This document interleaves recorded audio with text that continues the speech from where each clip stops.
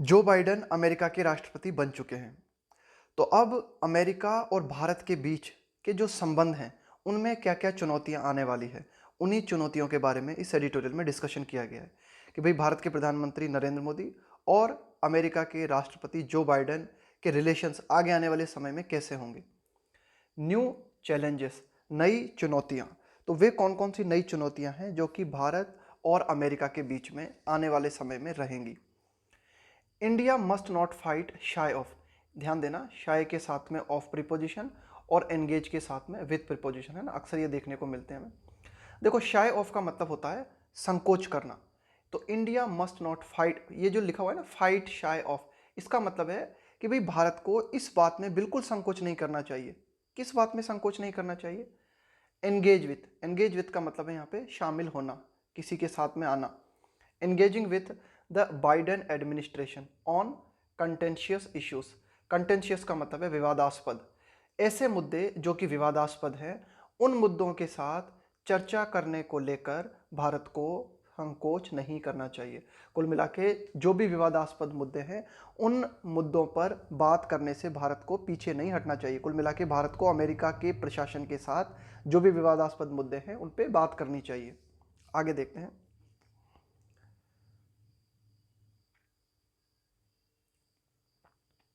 With the late night call done. With the late night call done, कि भाई एक late night है ना, मतलब ये ट्यूसडे को, मतलब क्या हुआ कि ट्यूसडे को एक लेट नाइट कॉल की गई है ना, लेट नाइट कॉल डन, कि भाई कॉल हो गई, बात हो गई। अब कब हुई और किन किन के बीच में हुई वो देखते हैं हम। ट्यूसडे को हुई बातचीत, और कौन कौन के बीच में हुई? Between prime minister Narendra Modi and US president elect. देखो, ये जो प्रेसिडेंट इलेक्ट है ना, इसका मतलब है कि भाई जिसे प्रेसिडेंट इलेक्ट किया गया है, जिसे राष्ट्रपति चुना गया है, तो US president elect Joseph Biden.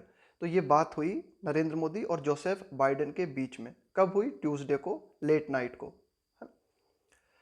तो एडिटोरियल आगे देखते हैं और क्या बात करता है कि Indian and US officials can begin their formal interaction, कि भाई ठीक है, अमेरिका के राष्ट्रपति और भारत के प्रधानमंत्री के बीच बात हो चुकी है। अब भारत और अमेरिका के जो अधिकारी हैं, कैन बिगिन, वे शुरुआत कर सकते हैं किस चीज की? There formal interaction. फॉर्मल का मतलब है औपचारिक, इंटरेक्शन का मतलब यही होता है ना, एक दूसरे के कांटेक्ट में आना, बातचीत करना, कि भाई वे अब औपचारिक रूप से अपनी बातचीत कर सकते हैं। On the future of bilateral relations. On the, किस बात पे लेके बातचीत कर सकते हैं अमेरिका और भारत के अधिकारी? On the future of bilateral relations. Bilateral का मतलब हो गया द्विपक्षीय, कि भाई आगे आने वाले समय में भारत और अमेरिका के मध्य जो द्विपक्षीय संबंध है, उनका फ्यूचर क्या होगा, इस संबंध में वे बातचीत कर सकते हैं। The two leaders listed out. List out का मतलब क्या होता है? बिल्कुल एक सूची बना के अलग रखना, है ना, कि भाई आपने एक सूची बना ली, आपने देख लिए कौन कौन से पॉइंट हैं जिनको आपको सॉर्ट आउट करना है। तो the two leaders listed out there priorities. तो दोनों नेताओं ने जो है अपनी प्राथमिकताओं को दर्शाया, है ना, अपनी प्राथमिकताओं को दिखाया कि भाई क्या इनकी प्राथमिकता रहेंगी। According to separate statements issued by the external affairs ministry and the Biden Harris transition team. ये एक्सटर्नल अफेयर्स मिनिस्ट्री कहा गया है भारत के लिए, बाइडन हैरिस टीम कहा गया है अमेरिका के लिए। कि एक तो जो बाइडन है, उपराष्ट्रपति हैं कमला हैरिस। ट्रांजिशन का मतलब होता है बदलाव, कि भाई अमेरिका में शासन का बदलाव हुआ है, पहले डोनाल्ड ट्रंप शासन था, अब बाइडन कमला हैरिस का शासन है। तो ट्रांजिशन टीम का मतलब हुआ कि भाई ये जो नया अमेरिका का जो प्रशासन है ना, उस बदलाव आया है इस टीम में, तो उसके लिए कहा गया है। तो क्या हुआ कि the two leaders sorted out there priorities, कि भाई क्या हुआ कि दोनों जो राष्ट्र हैं इन्होंने अपने सेपरेट स्टेटमेंट्स जारी किए, और उन स्टेटमेंट्स में इन्होंने अपनी प्रायोरिटीज को बताया। अकॉर्डिंग टू, सेपरेट का मतलब बिल्कुल पृथक, अलग। स्टेटमेंट्स इशूड बाय द, तो ये स्टेटमेंट्स इशू किए गए भारत के विदेश मंत्रालय द्वारा और बाइडन हैरिस टीम के द्वारा। इन्होंने सेपरेट स्टेटमेंट्स जारी किए और उन स्टेटमेंट्स में इन्होंने अपनी प्राथमिकताओं को बताया। According to the read out. अब देखो, इस रीड आउट का मतलब क्या होता है? रीड आउट का मतलब होता है जैसे कोई मीटिंग हुई आपकी या फोन पे बातचीत हुई, उसके मेन पॉइंट्स क्या आते हैं ना, उसकी समरी, उसके मेन पॉइंट्स क्या आते हैं, उसकी समरी क्या आती है, उसको कहा जाता है रीड आउट। तो according to the read outs, तो जो भी इनकी बातचीत हुई है ना, उसकी अगर समरी की अगर हम बात करें ना, तो द लीडर्स कमिटेड टू, ध्यान देना कमिट के साथ में टू प्रीपोजिशन आता है ना, तो according to the read outs, कि भाई जो भी इनके बीच में बातें हुई है ना, उसके मुख्य पॉइंट्स की अगर हम बात करें तो द लीडर्स कमिटेड टू, तो दोनों लीडर्स ने प्रतिबद्धता दिखाई किस बात के प्रति? Strengthening the Indo US comprehensive global strategic partnership, मजबूत करने को लेकर प्रतिबद्धता दिखाई। किस बात को मजबूत करने को लेकर? कि भाई ये जो भारत और अमेरिका का, कॉम्प्रिहेंसिव का मतलब होता है विस्तृत, ग्लोबल स्ट्रेटेजिक पार्टनरशिप, कि भाई एक तरीके से आप कह सकते हो कि सामरिक, स्ट्रेटेजिक का मतलब होता है एक तरीके से युद्ध से संबंधित, है ना। तो स्ट्रेटेजिक पार्टनरशिप कि भाई भारत और अमेरिका ने युद्ध से संबंधित साझेदारी करने के लिए जो समझौता इनके बीच में हो रखा है ना, उसको और मजबूत करने के लिए इन दोनों लीडर्स ने प्रतिबद्धता दिखाई। एंड कोऑपरेटिंग, और किस बात को लेकर इन्होंने प्रतिबद्धता दिखाई? And cooperating on global challenges, और इन्होंने प्रतिबद्धता दिखाई कि भाई हम सहयोग करेंगे, है ना। कोऑपरेटिंग का मतलब है सहयोग करने को लेकर। किस बात पे हम सहयोग करेंगे? ऑन ग्लोबल चैलेंजेस, कि भाई जो वैश्विक चुनौतियां हैं, जैसे कि including the covid pandemic, pandemic का मतलब होता है वैश्विक महामारी, कि भाई जैसे कोविड-19 वैश्विक महामारी चुनौती है, तो इस चुनौती से निपटने के लिए भी हम जो है एक दूसरे के साथ कोऑपरेट करेंगे। अफोर्डेबल वैक्सीन, देखो अफोर्डेबल का मतलब होता है जिसका मतलब जिसका आप खर्चा उठा सको, वहनीय। अफोर्डेबल वैक्सीन, तो भाई एक तरीके से कम कीमत में उपलब्ध होने वाली वैक्सीन के लिए भी हम जो है मिलके काम करेंगे ना। ऐसी वैक्सीन जिसको आम आदमी भी जिसको अफोर्ड कर सके, ऐसी वैक्सीन के लिए हम काम करेंगे। क्लाइमेट चेंज के प्रति उन्होंने अपनी प्रतिबद्धता दिखाई कि भाई ये जो जलवायु परिवर्तन है, इसको भी हम जो है अपने ख्याल में लेंगे और इससे संबंधित जो कुछ किया जा सकता है वो करेंगे। And the Indo Pacific region, और भारतीय प्रशांत महासागरीय क्षेत्र जो है, इस क्षेत्र में भी हम सहयोग बढ़ाएंगे। ये बातें इन दोनों लीडर्स के बीच में हुई है ना। तो ये कुछ मेन पॉइंट्स हैं। Mister Biden's read out also included, अब देखो मिस्टर बाइडेन के द्वारा जो स्टेटमेंट्स जारी किया गया, उसमें जो कुछ प्रमुख बातें हैं ना, उसमें ये बात भी शामिल है। क्या बात शामिल है? Included strengthening democracy at home and abroad, देखो एट होम का मतलब हो गया आपके खुद के घर में, आपके खुद के देश में, अब्रॉड का मतलब हो गया विदेश में। तो मिस्टर बाइडेन के रीड आउट में इस बात को भी शामिल किया गया है। स्ट्रेंथनिंग डेमोक्रेसी का मतलब है लोकतंत्र को मजबूत बनाना। तो मिस्टर बाइडेन ने अमेरिका में और अमेरिका के बाहर लोकतंत्र को मजबूत बनाने की बात भी कही है। Which was dropped from the MEA version, MEA ministry of external affairs, which, अब लेकिन ये जो बात है ना, ये जो पॉइंट है कि strengthening democracy at home and abroad, इस पॉइंट को भारत सरकार ने शामिल नहीं किया। इस पॉइंट को मिनिस्ट्री ऑफ एक्सटर्नल अफेयर्स ने शामिल नहीं किया। किस पॉइंट को? कि डेमोक्रेसी को हम घर में और बाहर मजबूत बनाएंगे। विच वाज ड्रॉप्ड फ्रॉम, है ना, ये absent था मिनिस्ट्री ऑफ एक्सटर्नल अफेयर्स का जो वर्जन था ना, जो रीड आउट उन्होंने जारी किया मिनिस्ट्री ऑफ एक्सटर्नल अफेयर्स में, उसमें। आगे देखते हैं। इंडिकेटिंग न्यू दिल्ली डिस्कम्फर्ट, है ना। तो इससे क्या पता चलता है कि भाई ये जो पॉइंट है ना, इस पॉइंट को लेकर नई दिल्ली जो है ना, वह मतलब उसको असहज महसूस किया। इस पॉइंट को लेकर न्यू दिल्ली ने, ये पता चलता है कि भाई इस पॉइंट को आपने शामिल नहीं किया, तो इससे ये पता चलता है कि आप इस पॉइंट को लेकर असहज हो, है ना, आप जो है कंफर्टेबल महसूस नहीं करते इस पॉइंट से। आगे देखते हैं।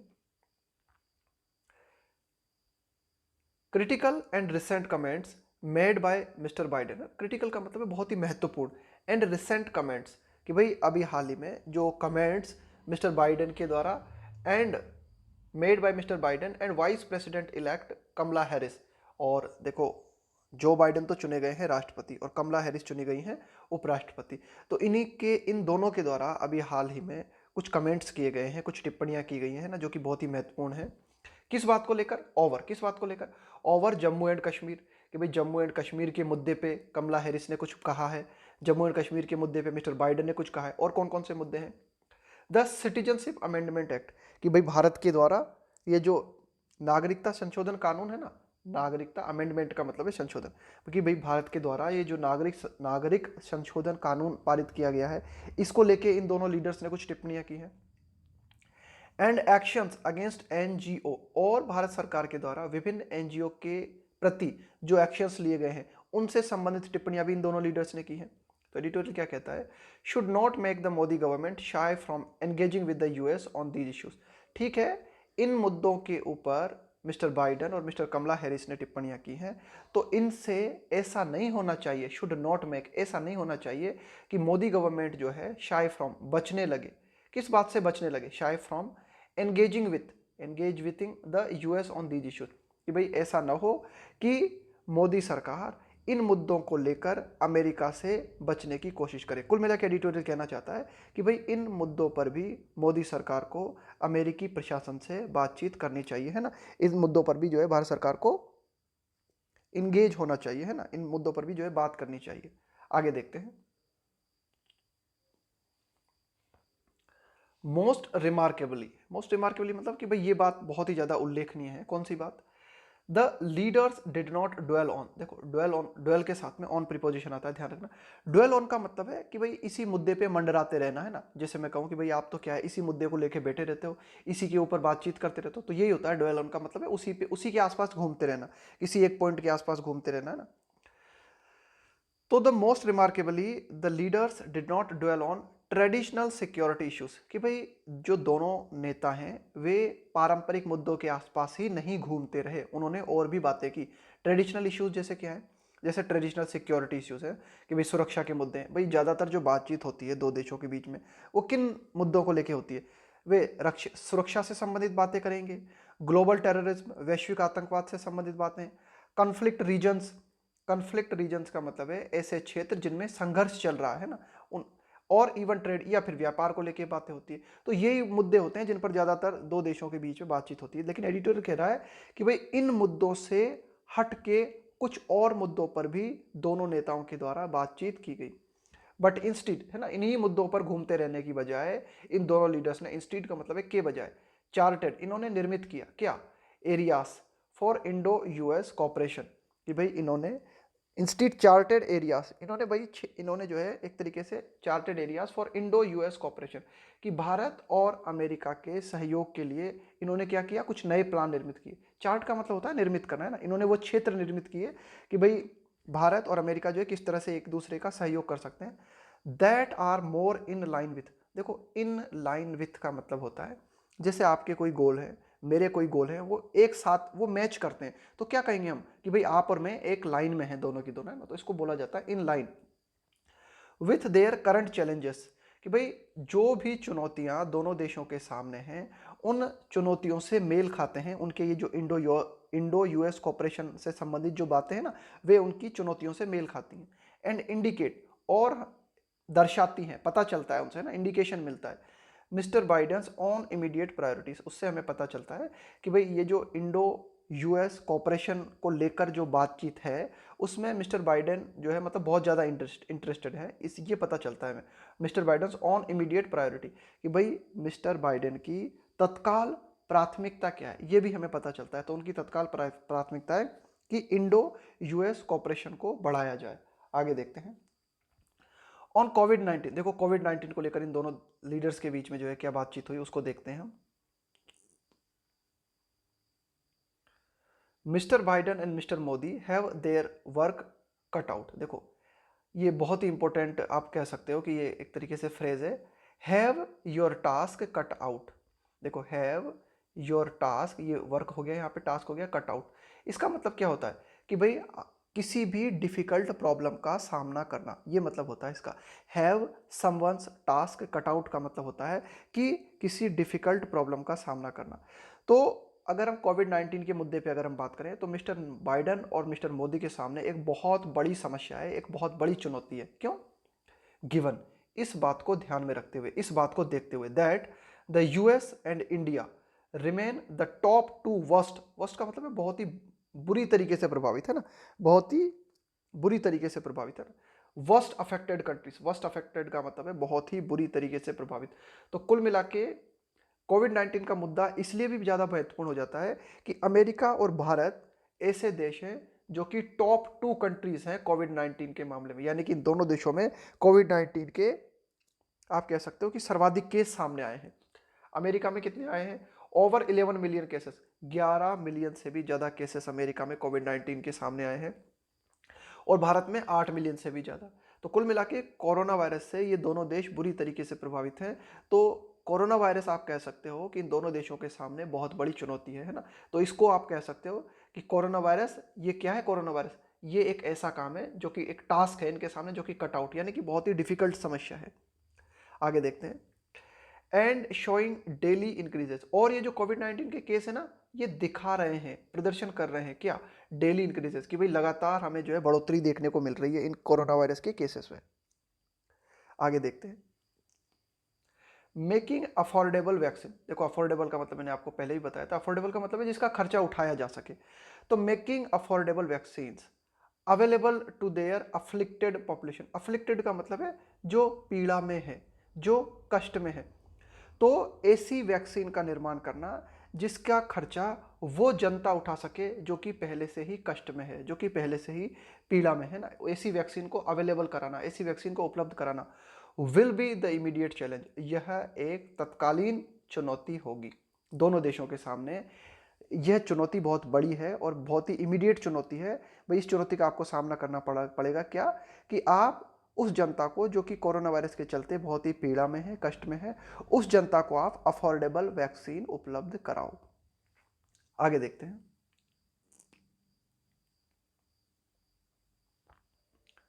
On the need for economic recovery, कि भाई ठीक है कोरोना वायरस के चलते जो है आपको लॉकडाउन लगाना पड़ा और अर्थव्यवस्था का नुकसान जो है आपके देश को भुगतना पड़ा। तो अब इकोनॉमिक रिकवरी प्लान क्या है आपका, कि कैसे अर्थव्यवस्था रिकवर करे। तो on the need for economic recovery, कि भाई इकोनॉमिक जो आर्थिक हालात हैं उनको भी तो रिकवर करने की आवश्यकता है ना। तो इस आवश्यकता पे क्या बोले दोनों दोनों लीडर्स, उसको देखते हैं अब हम। Their projected policies do not appear to be too divert, their projected, देखो प्रोजेक्टेड का मतलब होता है आकलित, अनुमानित, है ना, कि भाई आपने आगे आने वाले भविष्य के लिए क्या प्रोजेक्ट किया है, यानी कि आगे आने वाले भविष्य के लिए आपके क्या प्लान है। तो एडिटोरियल कहना चाह रहा है कि भाई आर्थिक मोर्चे पे अगर हम बात करें, है ना, इकोनॉमिक रिकवरी से संबंधित जो पॉलिसीज दोनों देशों की हैं उनकी अगर हम बात करें तो उनकी पॉलिसीज जो है ना, do not appear to be too divergent, वह डाइवर्जेंट का मतलब क्या होता है, अलग अलग होना, जैसे मार्ग से अलग होना, है ना, थोड़ा सा। तो एडिटोरियल कहना चाहता है कि भाई इकोनॉमिक रिकवरी को लेकर भी दोनों देशों की जो पॉलिसीज हैं वो एक समान नजर आती हैं, वो कोई ज़्यादा अलग नहीं है। टू डाइवर्जेंट का मतलब है कोई ज़्यादा अलग नजर नहीं आती दोनों। अपीयर का मतलब है प्रतीत होना। तो ऐसा नहीं प्रतीत होता कि भाई जो दोनों देश हैं उनकी इकोनॉमिक रिकवरी को लेकर जो पॉलिसीज है वो बहुत ज़्यादा अलग नहीं, लगभग लगभग समान है उनकी पॉलिसीज। जैसे अनवेल, अनवेल का मतलब होता है अनावरण करना, है ना, पहली बार किसी चीज किसी भी बात को प्रकाश में लेके आना, उसको हम बोलते हैं अनवेल करना। तो unveiling his administration economic revival policy, administration की भाई हिज, यहाँ पे हिज आया है जो बाइडेन के लिए, administration economic revival policy, revival का मतलब है पुनर्जीवन देने वाली, है ना। तो एडिटोरियल कहना चाहता है कि भाई जो बाइडेन ने अपनी इकोनॉमिक पॉलिसीज को जो है सामने लेके आए हैं वो, है ना, और उनकी इकोनॉमिक जो पॉलिसीज है यानी कि अर्थव्यवस्था को पुनर्जीवन देने वाली पॉलिसीज का अनावरण करते हुए मिस्टर बाइडेन ने घोषणा की a plan to buy American. Mister Biden ने क्या प्लान लेके आए हैं, बाय अमेरिकन, कि भाई अमेरिका के लोग अमेरिका की वस्तु खरीदे। ये प्लान जो है ना मिस्टर मोदी के आत्मनिर्भर भारत की तरह है। इसीलिए तो एडिटोरियल ने कहा कि भाई आर्थिक रिकवरी को लेकर जो दोनों देशों की नीतियां हैं या जो दोनों लीडर्स के विचार है वो कोई ज़्यादा अलग नहीं है, उनकी लगभग पॉलिसी एक जैसी है। जैसे भारत में मिस्टर मोदी ने कहा है ना आत्मनिर्भर भारत, कि भाई भारत की वस्तुएं का ही प्रयोग करो आप, है ना, और भारत की कंपनियों को सक्षम बनाओ। इसी तरह से जो बाइडेन ने कहा है बाय अमेरिकन, कि भाई आप अमेरिकन वस्तुएं ही खरीदो, है ना, और अमेरिका की इकोनॉमिक जो रिकवरी है उसमें योगदान दो। एंड टू इंश्योर, और बाइडेन ने इस बात को सुनिश्चित किया, no government contract goes to companies that do not make their products in America. Joe Biden ने इस बात को सुनिश्चित किया है कि भाई जो सरकारी ठेके होते हैं ना, government contract goes to companies, वे ऐसी कंपनीज को नहीं मिलने चाहिए जिनके प्रोडक्ट्स अमेरिका में नहीं बनते। ये देखो एडिटोरियल, तो ये है जो बाइडेन की पॉलिसी। भाई जो बाइडेन ने बाय अमेरिकन की पॉलिसीज लेके आए हैं वे, उनका कहना है कि भाई अमेरिका की कंपनी अपने सामानों को निर्मित करे और अमेरिकी लोग उन्हीं सामानों को खरीदें।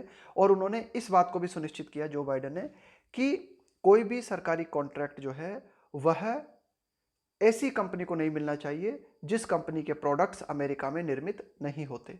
The Modi government has already launched का मतलब है शुरुआत कर देना, कि भाई मोदी सरकार ने पहले ही शुरुआत कर दी थी किस बात की, आत्मनिर्भर भारत की, है ना, प्रोग्राम, आत्मनिर्भर भारत प्रोग्राम की शुरुआत कर दी थी on similar lines. On similar lines का मतलब है कि भाई इसमें भी लगभग लगभग वैसी ही बातें हैं जैसी बातें जो बाइडेन ने बाय अमेरिकन के प्लान में कही है ना, कि भाई आप अपनी वस्तुओं को खरीदो, अपने उत्पाद निर्मित करो, है ना, कम से कम जो है आप विदेशी वस्तुओं को प्राथमिकता दो। आगे देखते हैं।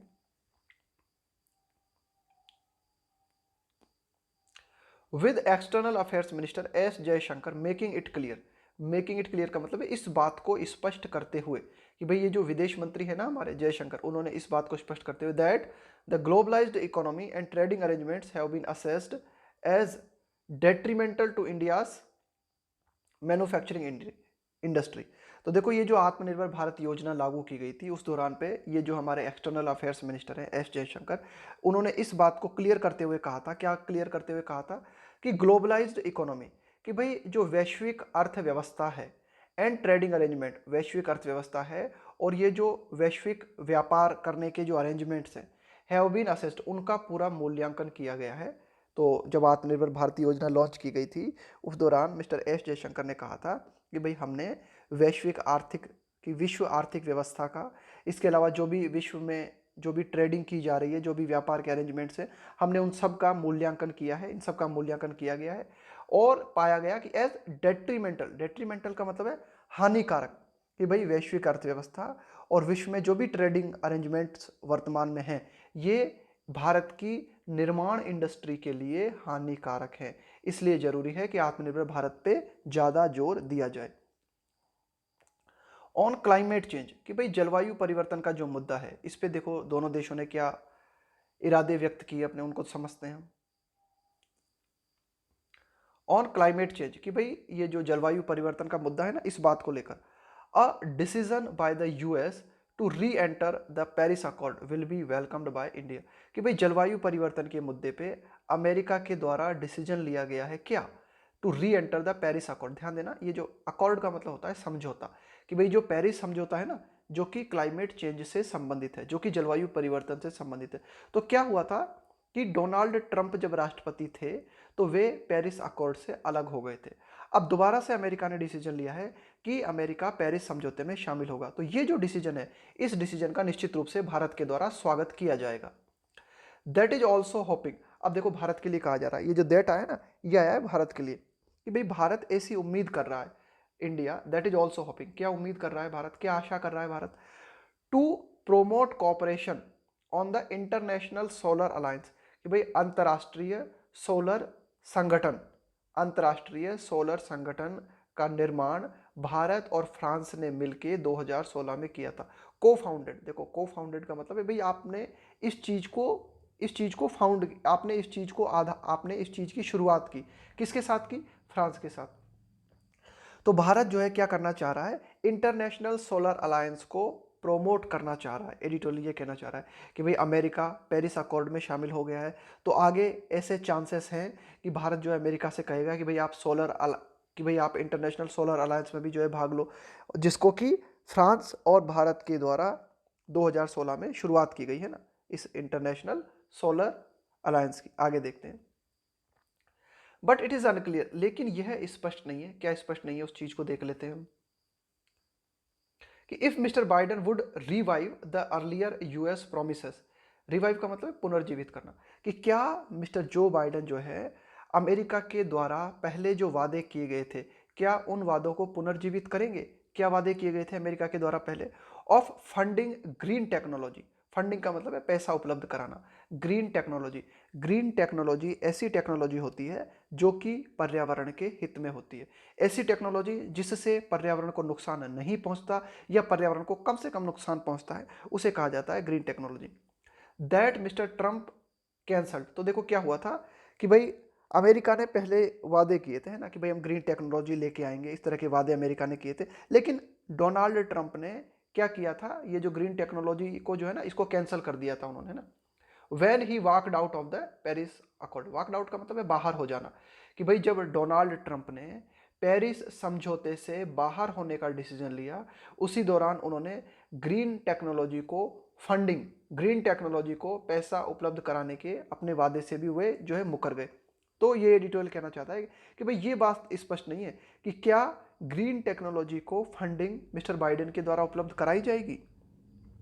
फाइनली इट इज सिग्निफिकेंट, अंततः हम यह कह सकते हैं कि यह बात बहुत महत्वपूर्ण है, ये सिग्निफिकेंट है, that mister Biden expressed his commitment to the Indo Pacific policy. Indo Pacific policy का मतलब है भारत प्रशांत महासागरीय क्षेत्र से जुड़ी हुई नीति, है ना, कि भाई इन दोनों देशों ने यह तय किया है कि भारतीय प्रशांत महासागरीय क्षेत्र में सहयोग बढ़ाया जाएगा, है ना। It is significant that mister Biden expressed, express का मतलब होता है अभिव्यक्त करना, कमिटमेंट है ना, कमिटमेंट के साथ में to preposition, commitment to, commit का मतलब होता है प्रतिबद्धता दिखाना। तो फाइनली हम ये कह सकते हैं कि ये बात बहुत ही उल्लेखनीय है कि मिस्टर बाइडेन ने अपनी प्रतिबद्धता दिखाई है। किस बात को लेकर? भारत प्रशांत महासागरीय क्षेत्र से जुड़ी हुई पॉलिसीज को लेकर मिस्टर बाइडेन ने अपनी प्रतिबद्धता दिखाई है। ये बात बहुत महत्वपूर्ण है। But New Delhi will be कीन, कीन का मतलब होता है बहुत ही ज़्यादा उत्सुक होना, आंख गड़ाए रखना। तो न्यू दिल्ली विल बी कीन कि भाई न्यू दिल्ली जो है या भारत सरकार जो है वो बहुत ही ज़्यादा उत्सुक होगी। किस बात को लेकर? To the Indo Pacific policy, Indo Pacific policy को लेके। आगे देखते हैं।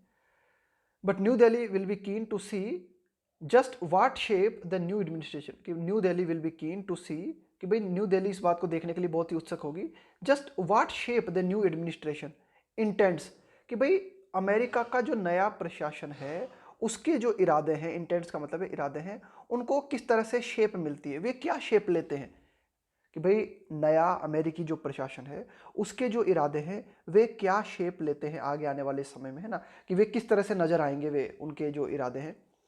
To take in its measures, कि भाई अमेरिका जो है वह क्या उपाय करेगा, to maintain a secure and prosperous Indo Pacific, कि भाई सिक्योर का मतलब है सुरक्षित, प्रॉस्परस का मतलब है समृद्ध, है ना, सफल, समृद्ध, कि भाई भारत इस बात के लिए बहुत ही उत्सुक है ये जानने के लिए कि अमेरिका के द्वारा क्या उपाय किए जाएंगे, टू मेंटेन का मतलब बरकरार रखने के लिए, कि भाई एक सुरक्षित और सफल इंडो पैसिफिक रिलेशन भारत और अमेरिका के बीच में बने रहे। इसके लिए अमेरिका का नया प्रशासन क्या कुछ उपाय करेगा ये देखने के लिए भारत बहुत ज़्यादा उत्सुक है। एंड हाउ फार, आगे देखते हैं, and how far, how far का मतलब है कितनी दूर, the Biden administration will challenge China's move in the region, और अमेरिका का ये जो नया प्रशासन है या बाइडेन का जो प्रशासन है वह कितना चुनौती देगा, कितनी दूरी तक चुनौती देगा चाइना के जो कदम है ना इस क्षेत्र में, कि भाई इंडो पैसिफिक भारत प्रशांत महासागरीय क्षेत्र जो है इस क्षेत्र में चाइना की जो दखलंदाजी है उस दखलंदाजी को किस हद तक, हाउ फार मतलब किस हद तक अमेरिका के द्वारा चुनौती दी जाएगी, ये भी भारत जो है देखना चाहेगा।